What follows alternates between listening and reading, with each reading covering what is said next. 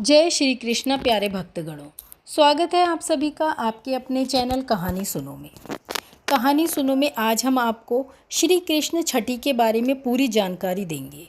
जन्माष्टमी के बाद मनाई जाने वाली श्री कृष्ण जी की छठी, इसकी पूजन विधि और लड्डू गोपाल जी की कथा।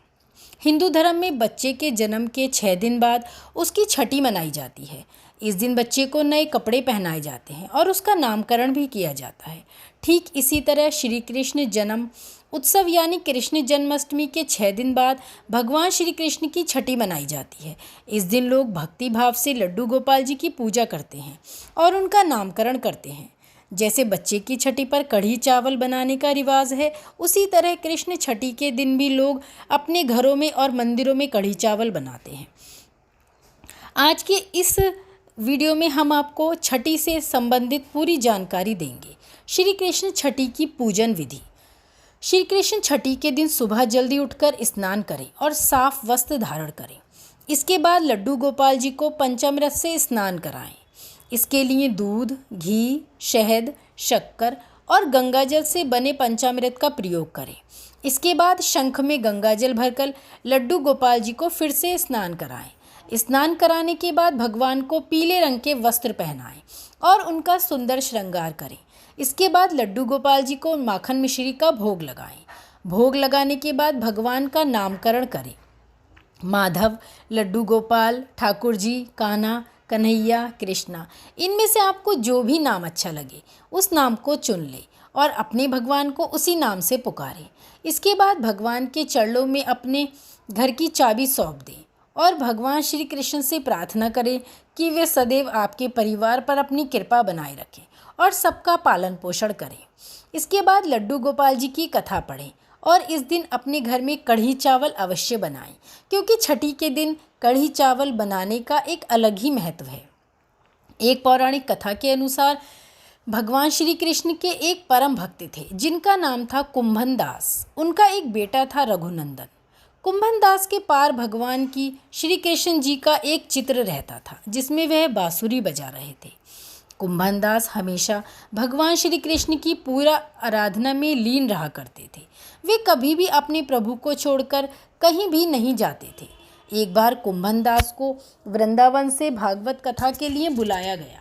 पहले तो कुंभन दास ने जाने से मना कर दिया, परंतु लोगों के आग्रह करने पर वे भागवत में जाने के लिए तैयार हो गए। उन्होंने सोचा कि पहले वे भगवान श्री कृष्ण की पूजा करेंगे और फिर भागवत कथा करके अपने घर वापस लौट आएंगे। इस तरह से उनका पूजन का नियम भी नहीं टूटेगा। भागवत में जाने के बाद कुंभन दास ने अपने पुत्र को समझाया कि उन्होंने ठाकुर जी के लिए प्रसाद तैयार किया है और वह ठाकुर जी को भोग लगा दे। कुंभन दास के बेटे ने भोग की थाली ठाकुर जी के सामने रख दी और उनसे प्रार्थना की कि आकर भोग स्वीकार करें। रघुनंदन को लगा कि ठाकुर जी आएंगे और अपने हाथों से भोजन ग्रहण करेंगे। रघुनंदन ने कई बार श्री कृष्ण से आने और खाना खाने के लिए कहा, लेकिन भोजन को उसी प्रकार से देखकर वह दुखी हो गया और रोने लगा।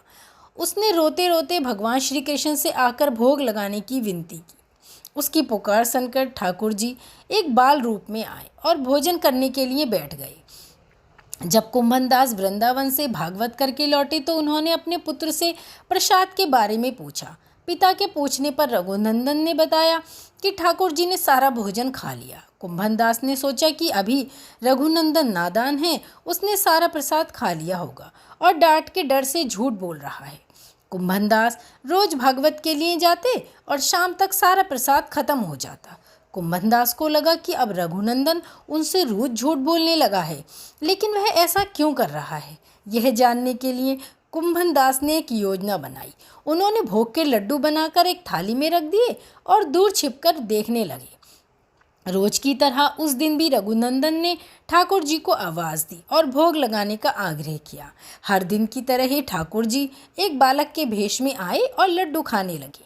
कुंभन दास दूर से इस घटना को देख रहे थे। भगवान को भोग लगाते देख वह तुरंत वहां आए और ठाकुर जी के चरणों में गिर गए। उस समय ठाकुर जी के एक हाथ में लड्डू था और दूसरे हाथ का लड्डू जाने ही वाला था। जैसे ठाकुर जी उस समय वहीं पर जमकर रह गए। तभी से लड्डू गोपाल के इस रूप की पूजा की जाने लगी। छठी के दिन इस कथा का पाठ करने से भगवान श्री कृष्ण प्रसन्न होते हैं और भक्तों की सभी मनोकामनाएं पूर्ण करते हैं। तो साथियों, ये थी लड्डू गोपाल जी की छठी की कथा। लड्डू गोपाल जी की छठी के उत्सव में इस कथा को अवश्य ही सुने और सबको सुनाएं।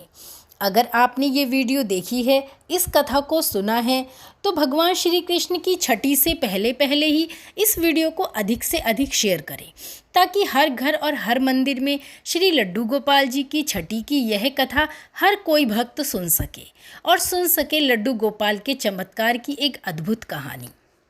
साथियों, कोई भी कथा कहानी सुनने के बाद श्री विनायक जी की कथा भी सुनी जाती है। श्री विनायक जी महाराज की कृपा पाने के लिए विनायक जी की कथा को सुनना अति आवश्यक है। विनायक जी की कई कथाएं आपको हमारे चैनल पर मिल जाएंगी। और इसी तरह से लड्डू गोपाल की कृपा और आशीर्वाद पाने के लिए जुड़े रहिए हमारे साथ, सुनते रहिए उनके प्यार और चमत्कार की अद्भुत गाथाएं। इसी के साथ जय श्री कृष्णा। बोलो लड्डू गोपाल की जय। श्री बांके बिहारी लाल की जय।